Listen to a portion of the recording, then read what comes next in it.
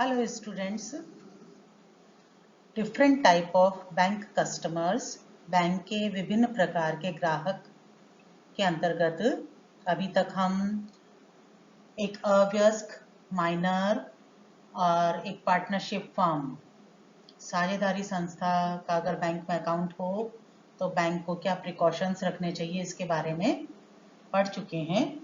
आज हम जानेंगे एक जॉइंट स्टॉक कंपनी अगर बैंक में अकाउंट ओपन करे तो बैंक को क्या क्या सावधानियां रखनी चाहिए इसके बारे में हम स्टडी करेंगे।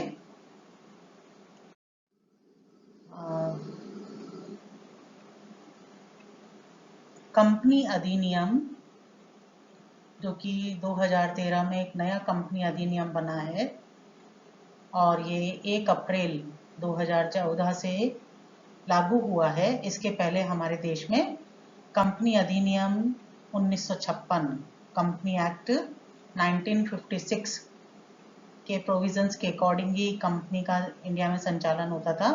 पर 2013 से एक नया कंपनी एक्ट पारित हुआ है जो कि 1 अप्रैल 2014 से इम्प्लीमेंट हुआ है और उसके अकॉर्डिंग कंपनी का अपना एक अलग वैधानिक अस्तित्व होता है। Company is a legal person, ये एक वैधानिक अस्तित्व होता है इसका, और इसका ये वैधानिक अस्तित्व इसके शेयर होल्डर्स या इसके जो मेंबर्स हैं उनसे अलग माना गया है। पार्टनरशिप फर्म में पार्टनर्स और पार्टनरशिप फर्म दोनों एक ही माने गए हैं, लेकिन कंपनी में कंपनी का अपने जो शेयर होल्डर्स हैं इनसे सेपरेट एक वैधानिक अस्तित्व होता है। इसकी एक कॉमन सील होती है और लाइक अ फिजिकल सिग्नेचर, ये कंपनी के हस्ताक्षर होते हैं और कंपनी के किसी भी डॉक्यूमेंट की वैलिडिटी के लिए उस डॉक्यूमेंट पर इस सील का होना अनिवार्य है। कंपनी के जो शेयर होल्डर्स होते हैं इनकी लायबिलिटी लिमिटेड होती है। कंपनी अधिनियम 2013 के अनुसार मेनली 3 तरह की कंपनीज होती हैं। एक है प्राइवेट लिमिटेड कंपनी, निजी कंपनी, जिसमें कम से कम 2 और मैक्सिमम 200 शेयर होल्डर्स हो सकते हैं, और एक निजी कंपनी में कम से कम 2 डायरेक्टर्स का होना अनिवार्य है। पब्लिक लिमिटेड कंपनी, सार्वजनिक कंपनी, जिसमें कम से कम 7 और मैक्सिमम की कोई लिमिट नहीं है शेयर होल्डर्स होने चाहिए, और पब्लिक लिमिटेड कंपनी में कम से कम 3 डायरेक्टर्स होने चाहिए। कंपनी एक्ट 2013 के अनुसार इन कंपनीज में प्राइवेट लिमिटेड कंपनी हो या पब्लिक लिमिटेड कंपनी हो, निजी हो या सार्वजनिक हो, अगर मैक्सिमम डायरेक्टर्स कितने हो सकते हैं इसके संबंध में कोई प्रोविजन नहीं है, बट अगर मोर देन 15 डायरेक्टर्स अपॉइंट किए जाते हैं तो फिर शेयर होल्डर्स की जो जनरल मीटिंग है उसमें एक रिजोल्यूशन प्रस्ताव पारित होना चाहिए, तो 15 से अधिक डायरेक्टर्स नियुक्त किए जा सकते हैं। एक होती है जो कि 2013 के कंपनी एक्ट के अनुसार इंट्रोड्यूस हुई है 1% कंपनी, वह कंपनी जिसमें एक ही शेयर होल्डर होता है और एक ही डायरेक्टर होता है। कंपनी के कुछ इंपॉर्टेंट डॉक्यूमेंट्स होते हैं। First is memorandum of association, जिसे हम पार्षद सीमा नियम कहते हैं। इसमें कंपनी का उद्देश्य क्या है, किस उद्देश्य के लिए कंपनी की स्थापना की गई है, इसका कार्य क्षेत्र क्या होगा, इन सब के संबंध में मेनली होता है। रजिस्टर्ड ऑफिस कहाँ पर होगा, इसकी ऑथोराइज्ड कैपिटल क्या होगी, कंपनी का नाम क्या होगा, इन सब के संबंध में लिखा हुआ होता है। सेकंड होता है आर्टिकल ऑफ एसोसिएशन, पार्षद अंतर्नियम, यानी कंपनी का आंतरिक प्रबंध के संबंध में रूल्स और रेगुलेशंस क्या होंगे, इन सब के बारे में प्रोविजंस होता है। सर्टिफिकेट ऑफ इनकॉर्पोरेशन, समामेलन का प्रमाण पत्र, जिसे हम बर्थ सर्टिफिकेट ऑफ कंपनी कहते हैं, कि कंपनी की जब भी स्थापना होती है तो उसको कंपनी के रजिस्ट्रार से एक सर्टिफिकेट ऑफ इनकॉर्पोरेशन, समामेलन का प्रमाण पत्र प्राप्त करना अनिवार्य होता है। उसके बाद ही कंपनी को वैधानिकता प्राप्त होती है, कंपनी अस्तित्व में आती है। Certificate of commencement of business, व्यापार प्रारंभ करने का प्रमाण पत्र। यह प्रमाण पत्र कंपनी के रजिस्ट्रार से प्राप्त होने के बाद ही कंपनी अपना व्यवसाय प्रारंभ कर सकती है।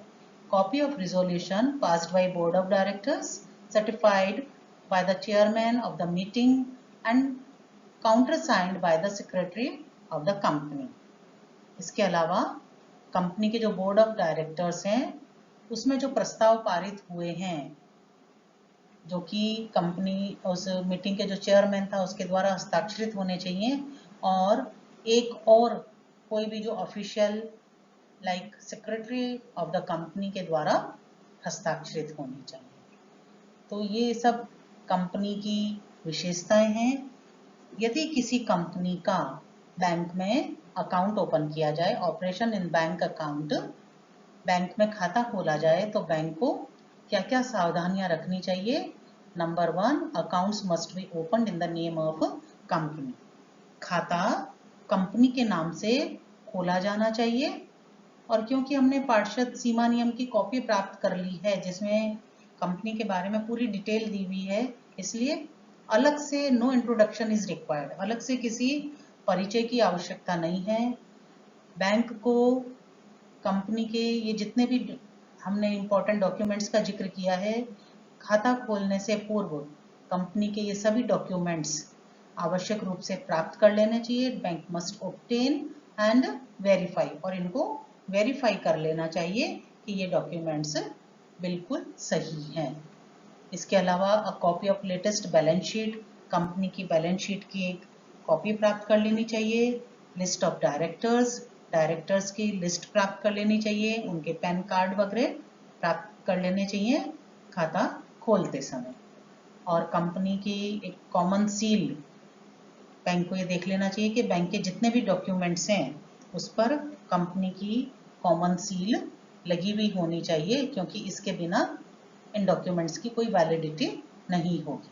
Bank must note the complete address of registered office of company.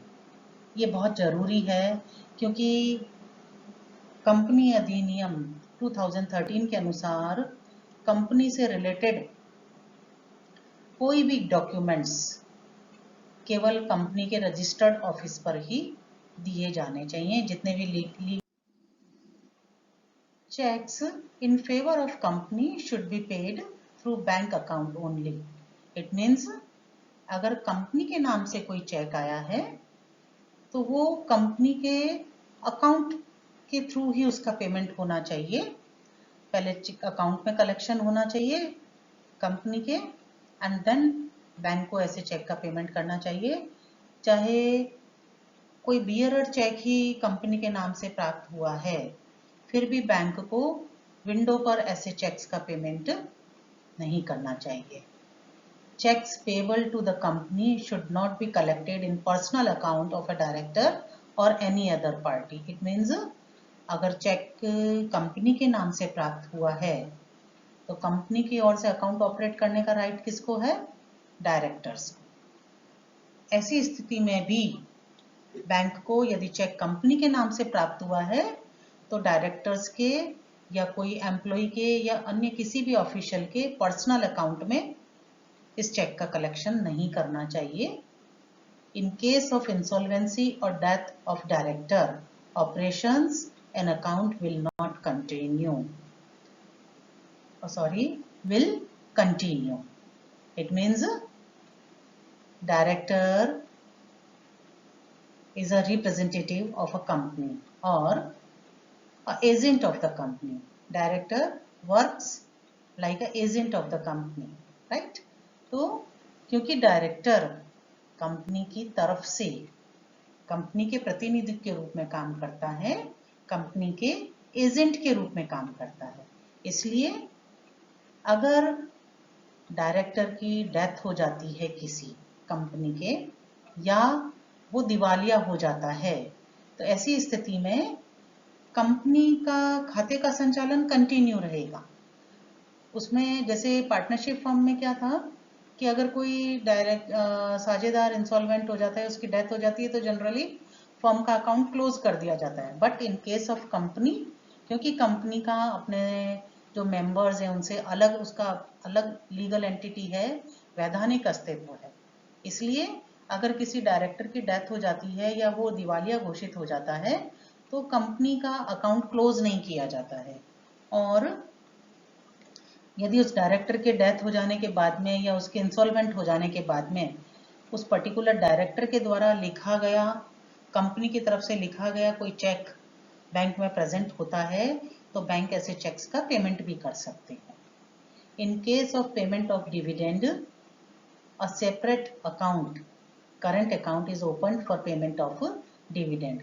अगर कंपनी की तरफ से डिविडेंड का पेमेंट करना है तो बैंक को इस पर्पस के लिए एक अलग से चालू खाता खोल देना चाहिए जिसमें से केवल कंपनी के डिविडेंड का पेमेंट करने का कार्य किया जाए।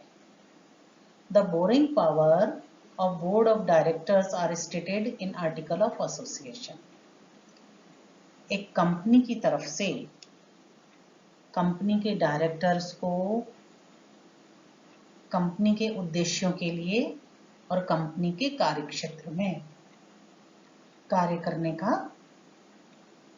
अधिकार होता है, पावर होती है, और इसलिए डायरेक्टर्स कंपनी के लिए, कंपनी के कार्यों के लिए कंपनी की तरफ से बैंक से ऋण भी प्राप्त कर सकते हैं। ओके, तो क्या प्रोविजन है इस संबंध में कि जनरली जो पार्षद सीमा नियम होता है, पार्षद अंतर नियम, आर्टिकल्स ऑफ एसोसिएशन, पार्षद अंतर नियम जो होता है उसमें ये मेंशन किया हुआ रहता है कि कंपनी के जो डायरेक्टर्स हैं उनको कंपनी की तरफ से किस लिमिट तक लोन्स लेने की परमिशन है, ऋण लेने की परमिशन है। और इसके संबंध में एक कंपनी अधिनियम 2013 के सेक्शन 175 के अनुसार कंपनी के जो शेयर होल्डर्स होते हैं ये एक मीटिंग में इस संबंध में प्रस्ताव पारित कर देते हैं और उसमें ये उल्लेख कर दिया जाता है कि कंपनी के डायरेक्टर्स को कंपनी की तरफ से कितना ऋण लेने का पावर है, उनकी बोरिंग पावर क्या है, कैपेसिटी क्या है। अगर मान लीजिए इस तरह का मेंशन नहीं किया हुआ है कि कितना उनका पावर होगा लोन लेने का, तो फिर नियम क्या है कि डायरेक्टर्स कंपनी के लिए कंपनी की पेड अप कैपिटल प्लस उसके जो रिजर्व फंड्स हैं उससे ज़्यादा ऋण नहीं ले सकती हैं अगर किसी तरह का शेयर होल्डर्स ने कोई रिजोल्यूशन पारित नहीं किया हुआ है। तो क्या प्रोविजन है कि कंपनी के डायरेक्टर्स कंपनी के लिए कंपनी की पेड अप कैपिटल प्लस उसके रिजर्व फंड्स होते हैं उससे ज़्यादा ऋण नहीं ले सकते। ये जो लिमिट है इसमें जो शॉर्ट टर्म लोन्स लिए जाते हैं उनको शामिल नहीं किया गया है। और डायरेक्टर्स कंपनी के जो शेयर होल्डर्स हैं वो चाहें तो सेक्शन 179 के अनुसार डायरेक्टर्स की पावर को एनहांस कर सकते हैं, उसको वो इंक्रीज कर सकते हैं। बैंक के द्वारा कंपनीज को जब भी ऋण दिया जाता है तो हम पहले भी जैसे कि जिक्र कर चुके हैं कि bank deals in public money, bank public से डिपॉजिट्स लेते हैं और पब्लिक को ही ऋण देते हैं। तो क्योंकि पैसा किसका है, बैंक के जो सोर्सेज ऑफ फंड्स हैं वो क्या है, पब्लिक मनी है जो कि पब्लिक ने डिफरेंट डिपॉजिट अकाउंट में बैंक को प्रोवाइड किए हैं। तो बैंक अगर कंपनी को लोन दे रहा है तो ऑब्वियस है कि किसी न किसी संपत्ति की जमानत के आधार पर ही कंपनी को ऋण दिए जाएंगे। तो इसके संबंध में क्या प्रोविजन है कि यदि एसेट पर कोई चार्ज क्रिएट किया जाता है, यानी जमानत के रूप में बैंक के पास में वो एसेट रखी जा रही है, तो ये जो चार्ज क्रिएट किया गया है ये विद इन 30 डेज, जिस दिन आपने चार्ज क्रिएट किया है बैंक ने कंपनी की संपत्ति पर, ये 30 दिन के अंदर अंदर कंपनी के रजिस्ट्रार ऑफ कंपनीज जो हैं उनके पास में इस चार्ज का रजिस्ट्रेशन हो जाना चाहिए विद इन 30 डेज। अगर ये 30 दिन में रजिस्ट्रेशन नहीं होता है तो कंपनी या बैंक के रिक्वेस्ट पर इसको और इंक्रीज किया जा सकता है, मैक्सिमम 6 मंथ्स के लिए इसको इंक्रीज किया जा सकता है।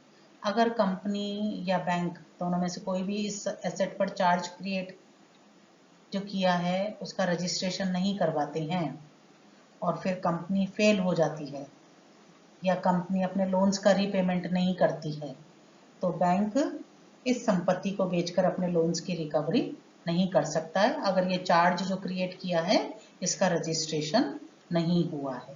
तो विद इन 30 डेज इसका रजिस्ट्रेशन करवा लेना चाहिए। और दूसरा, लोन देने से पहले कंपनी को लोन्स सैंक्शन करने से पहले बैंक को ये जो चार्ज क्रिएट किए जा रहे हैं, जो संपत्ति जमानत के रूप में कंपनी बैंक के पास में रखेगी, तो बैंक को ये देख लेना चाहिए कंपनी के रजिस्ट्रार के पास में, रजिस्ट्रार ऑफ कंपनीज के पास में ये जांच कर लेनी चाहिए कि जो एसेट जमानत के रूप में रख रही है कंपनी, इस पर ऑलरेडी कोई चार्ज तो क्रिएट किया हुआ नहीं है। यदि ऑलरेडी कोई चार्ज क्रिएट किया हुआ है तो फिर ऐसी स्थिति में बैंक का जो राइट है इस एसेट को बेचकर अपने लोन्स की रिकवरी करने का, वो उसका सेकेंडरी हो जाएगा। इसलिए लोन देने से पहले बैंक को इन सब की जांच कर लेनी चाहिए। And last one is in case of finding up और लिक्विडेशन ऑफ कंपनी, यदि बैंक कंपनी का समापन हो जाता है, डिसॉल्व हो जाती है कंपनी, तो कंपनी के संपत्ति का देखरेख करने के लिए और उसके लाइबिलिटीज का निपटारा करने के लिए लिक्विडेटर को नियुक्त किया जाता है, जिसे हम समापक कहते हैं। अपॉइंटमेंट ऑफ लिक्विडेटर होता है। उस समापक की नियुक्ति हो जाने पर बैंक के जो कंपनी के जो डायरेक्टर्स होते हैं उनकी पावर खत्म हो जाती है और ये सारी पावर किसको मिल जाती है? ये जो लिक्विडेटर होते हैं, समापक होते हैं, जो कि कंपनी के समापन की कार्यवाही करते हैं। उसके जो दायित्व हैं, संपत्तियों को बेचना कंपनी की और कंपनी के दायित्वों का निपटारा करना, इस सब का जो कार्य करते हैं। तो जो बोर्ड ऑफ डायरेक्टर्स की जो पावर होती है खाता संचालन करने की, वो अब इस लिक्विडेटर के पास में आ जाती है। और ऐसी स्थिति में फिर डायरेक्टर्स के द्वारा लिखा गया कोई चेक बैंक के पास में प्रस्तुत होता है तो बैंक को ऐसे चेक्स का पेमेंट नहीं करना चाहिए। Thank you.